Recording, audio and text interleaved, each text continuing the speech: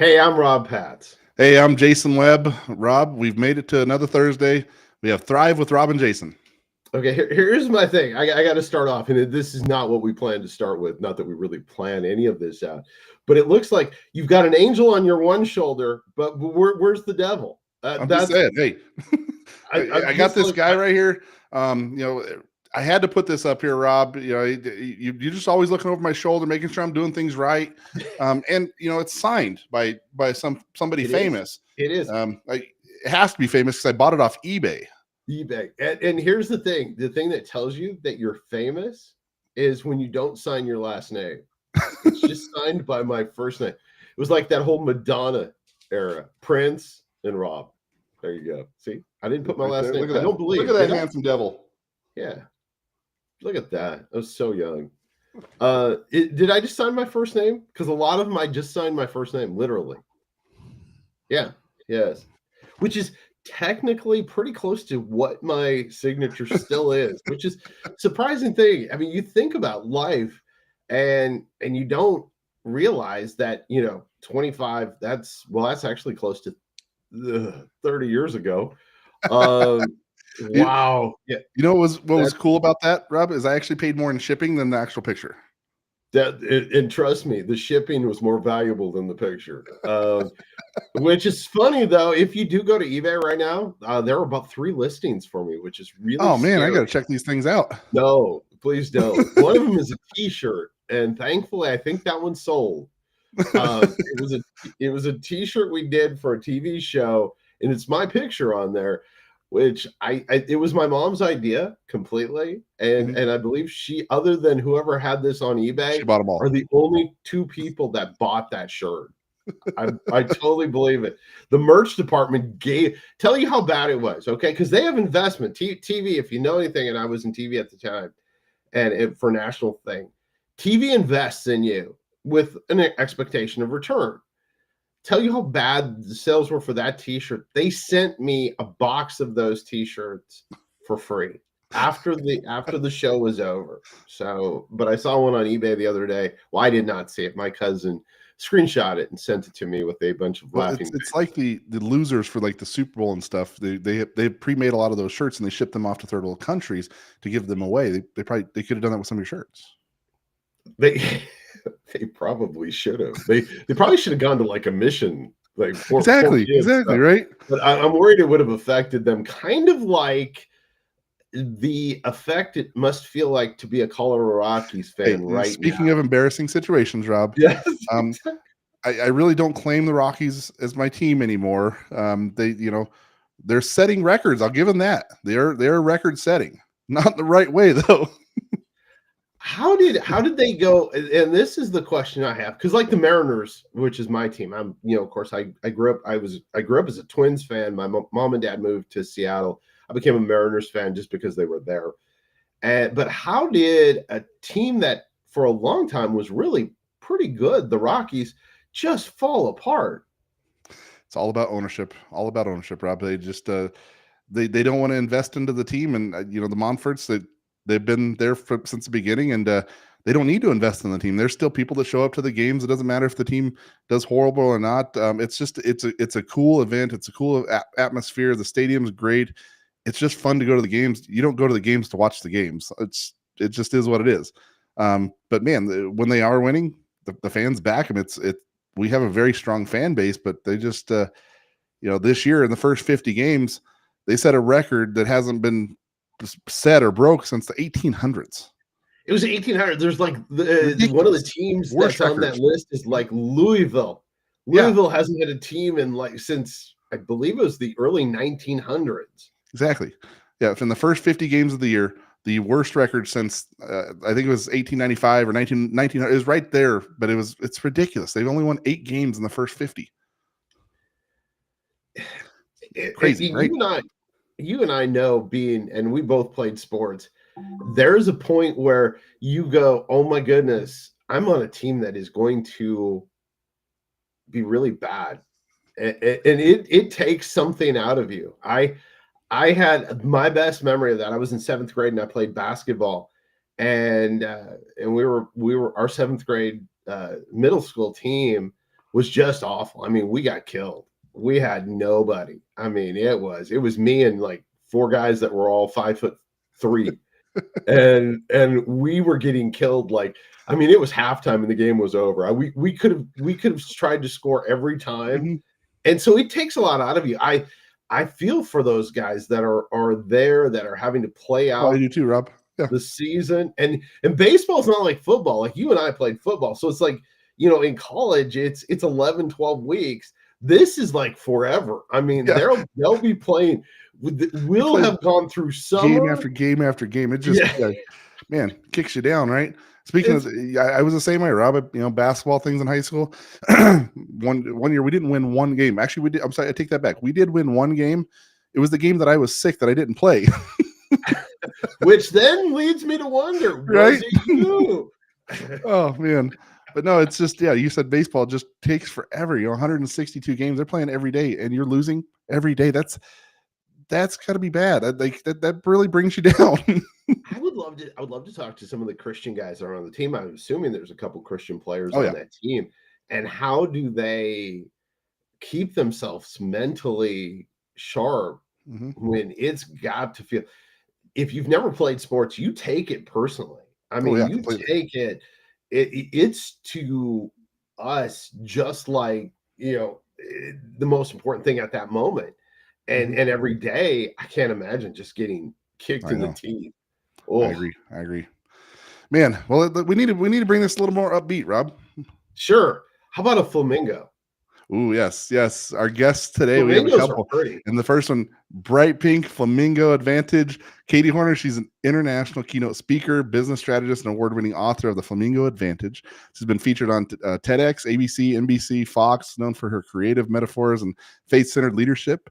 Through her Flamingo Advantage framework, she equips high-achieving entrepreneurs to build purpose-driven businesses that align with their God-given identity and calling. Welcome, Katie, to the show. Thank you so much, guys. I'm excited to be here. And Hey, a cool thing that just happened this week, I just saw, was you have a billboard in Times Square. I wanted to do that. Yes. Oh, you wanted to do it, Rob? I'm sorry. I took your thunder. I Took got your nothing. thunder. I'm over here going, I want to talk about that. Is super cool. Yeah, well, Yes. tell us about it. So we have a friend who has a ministry, and that a super cool opportunity. They were trying to figure out how to raise money for their ministry, and somehow we're able to buy some spots on some billboards in Times Square, and used it as a fundraiser. And so, we're all about ministry as well. That from our background, and so we said, sure, we would love to do that. And so that's kind of how it happened, and we were able to get our face and our message up in Times Square for a while about a couple of weeks ago. So That is amazing. That is so cool. Rob, what are your thoughts? We need to get a billboard up there. No. Nobody wants to see our They don't want to face. see our faces up Not there. even in New York. They do not want to see. This would be disturbing. There'd be accidents. The mayor would be calling. It would be terrible. It'd be awful. But I'm excited to hear about everything that Katie's into. Mhm. I always wanted to do a TED Talk. I think that would be so much fun. I know, yeah. You've done a little bit of all these things, and it's been really cool. And our paths have crossed quite a few times, Katie, and all of the business adventures that we do with Ignite Christian Business, with NRB, with a few different things. So I actually got the chance to meet you in person at NRB. That was awesome, you and your husband. But this Flamingo Advantage, what inspired you to have the flamingo metaphor?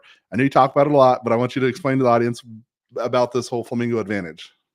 sure. So, long story short, is that our family took a trip to see flamingos in the wild. And it was such an amazing experience for me that I just couldn't get it out of my head. I started researching the birds.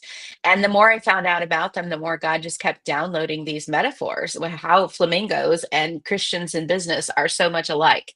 And I can give you as many examples as you want of that. But eventually, like, that became a book, that became the second book, that became now the third book, and we started using it in our coaching and our consulting and our speaking, and it's just become its own thing. We actually had a complete rebrand at that point to be able to put forward this idea that you can be you Mhm. all the way through without having to fear, without having to compromise, without having to feel guilt or shame around being who God created you to be and doing what he put you here to do in the place he put you to do it. That is awesome. And the market that we're both in that in the coaching space a little bit. You've really stood out with this, and it's the bright pink that catches the eye as well. But this Flamingo Advantage piece, man, it's just cool, and everybody gets it, right? It's you. Yeah. Yeah. So tell me about really like that marketing play of this. Well, it kind of took a life of its own. I mean, Mhm. once you start writing about flamingos, I've had, people I don't know on Facebook sending me pictures of flamingos. Oh, I saw this at the store and thought of you. Or like my clients, coaching clients have had like they'll be on vacation and their husband sees a flamingo and is like, you got to buy this for Katie. Like that's the kind of life this just kind of took on. And I've always said if I ever wrote like a memoir, I would Mhm. call it Pink is Not My Favorite Color. because it's not, but this is what the Lord has brought in, and this is the thing that got people's attention and allowed us to bring that message to the forefront.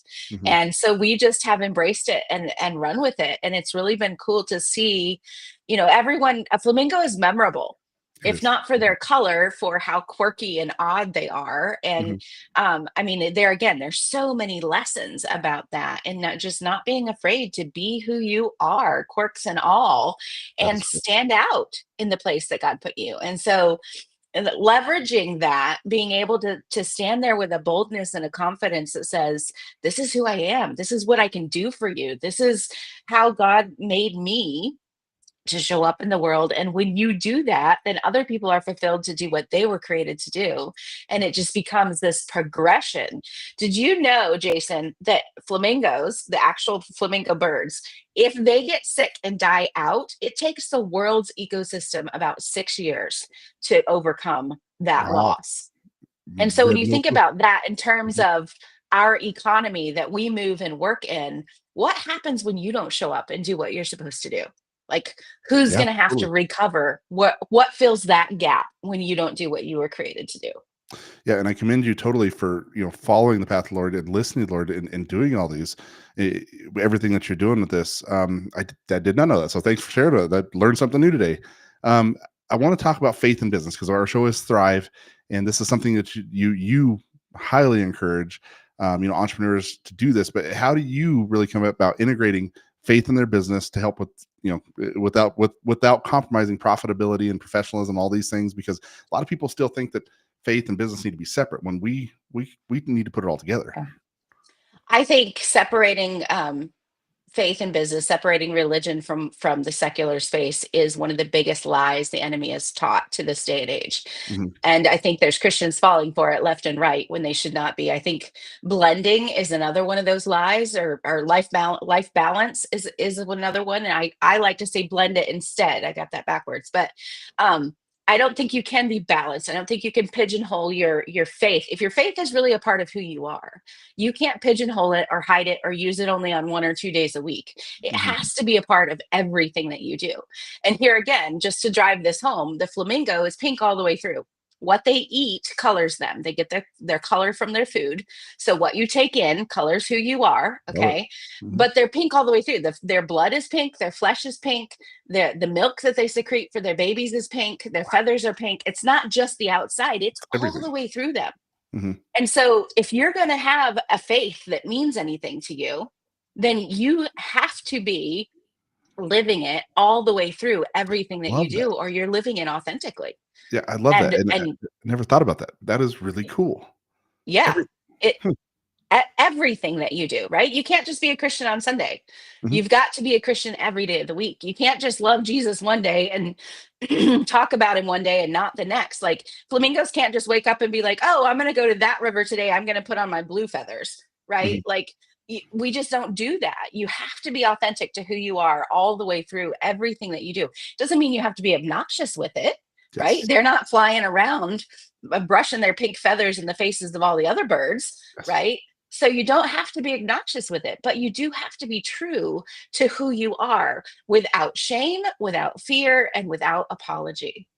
Amazing, amazing. So with our audience, there might be some, quite a few people out there that are thinking about starting a business or have a business or have an entrepreneur mindset or they've always wanted to do this. what would be their first steps in going about this? I know we'll throw your website back up here, and you have a couple free videos on there too, but maybe speak to the audience about that. What does this look like for them? Well, one of the biggest steps in starting a business is just deciding what you're going to do. Like, what do you have that's going to serve people? What's going to fill a hole? What do you have that the Lord has allowed you to have a gift or a talent or a passion for that helps to fulfill other people so that they have what they need to take their next step? Right. And when you can cross that, your passions, your gifts, your talents with someone else's need, then that is a place where you can serve and where people will pay money for it. Generally, they'll also pay money for things that improve their health, wealth, or happiness. Exactly. And so if it aligns with that, then you're in an even better position. And then it's just constantly asking yourself, what's the next thing I need to learn or do? And if I need to learn it, who can teach me? And if I need to do it, what's the next step? And then committing to take it. I'm a big action taker. When there's an opportunity there, like step in and do the thing. God doesn't open doors for nothing. And I believe that we should be taking the action that he puts in front of us on a regular basis. And that's what I help my coaching clients do. That is amazing, and I know we want to have you on again in the show in the future, because you are an expat that lives actually in Mexico now as well. So I would love for us to talk about that again, thriving in life, business, and faith, and all these things that we do. I'd like you to finish out saying something in Spanish to the crowd, because you do speak Spanish. Oh, yeah. Pues si ustedes están buscando empezar un negocio, no temes empezar, no temes involucrar tu fe en lo que vas a hacer. El Señor puede usar los talentos que le ha otorgado y nosotros estamos aquí para ayudar si necesitan. Fantastic. I don't know what you said. I'm going to look at it, but I'd love your heart. This is amazing. You've been in Mexico for quite a while. We'll definitely have some more discussion on that. But Katie, thank you so much for being a part of the show. Thank you, guys. It's been a pleasure.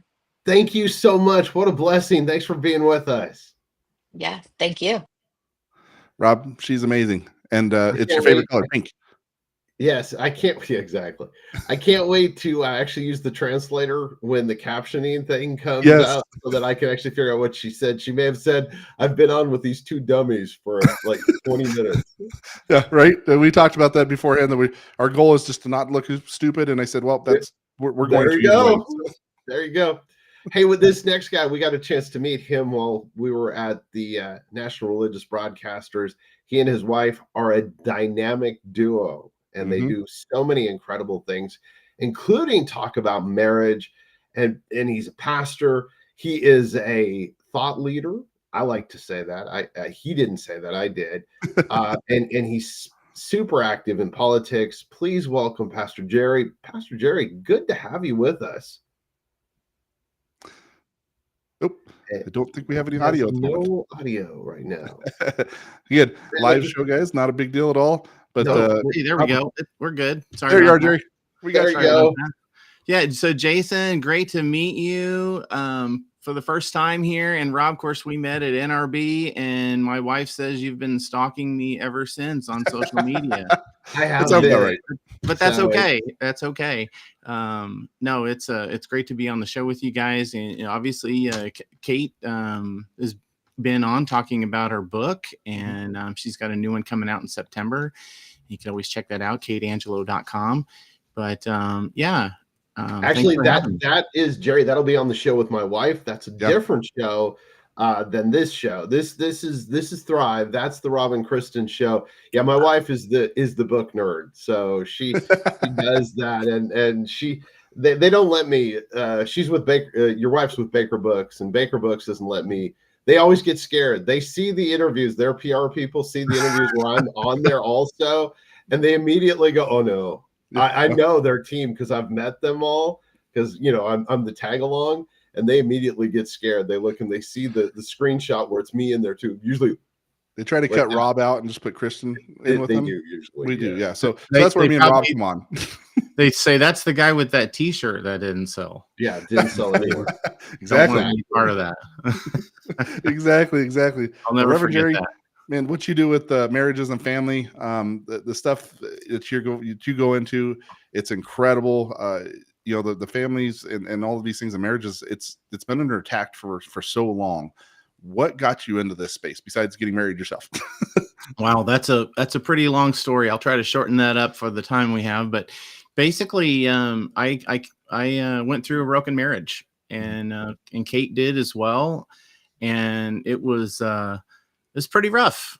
And as I was going through that, I had a really great, successful career in Oklahoma as a senior level network engineer. I don't know if you knew that or not, Rob, and Jason, but I did that for about 27 years now. Just left that industry a few years ago, but at the time I was at the top of my game, and my family was struggling, and the marriage fell apart, and just that journey that I went on, that's when I thought I was a good guy. I was, taking care of my family, looking out for them and for myself, but I really wasn't serving the Lord the way that I should. And when that happened, I was like, all right, Lord, I did this my way. Now I'm going to do it your way. And so he just kind of, I was at the bottom of my game in life, and he has built me back up ever since. And Kate kind of had a similar story, a little bit different background. But when we met, we'd been praying about, getting remarried someday. And we wanted to marry somebody that was going to help strengthen and encourage marriage and family. And when we discovered that about each other, we knew that the Lord was leading us to get married. And ever since the day we got married, we've been pursuing our credentials. We've been getting trained in relationship education so we can help and serve others. And that's kind of what led us on this journey. And we basically just wanted to catch couples for Christ so that they wouldn't have to go through the pain and suffering we went through. Mm-hmm. We want to help them avoid those pitfalls. And so that's why we do what we do. We want to give them the wisdom and the knowledge that we didn't have, so we can turn that pain into a passion to help others. I love it. And a cool piece about this is you guys focus on 1 minute a day, right? Oh, well, yeah, there's we have this thing called a 6-minute prayer. Mm-hmm. And it's basically 6 minutes of prayer, 3 minutes on either spouse, and it's broken up into 3 segments. So there's 3 1-minute segments, and it's all explained on one of our marriage websites, marriageminute.org, and you can look for the 6-minute prayer there. And basically, it starts out by giving thanksgiving to God. You're looking at your wife or your husband, and you're holding hands, eye to eye, and knee to knee, and you're praying to the Lord, not to your spouse. We don't pray to people; we only pray to the Lord Jesus, right? Yep. And so we start off by giving thanks to the Lord for our many blessings, including our spouse that's right there in front of us.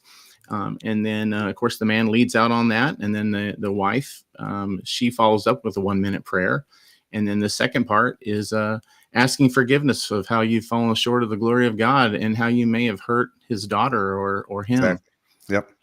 And what's really neat about that is, when I'm praying and my wife gets to hear my conversation out loud to the Lord, and something mysterious, miraculous happens when they get to hear your heart to the Lord.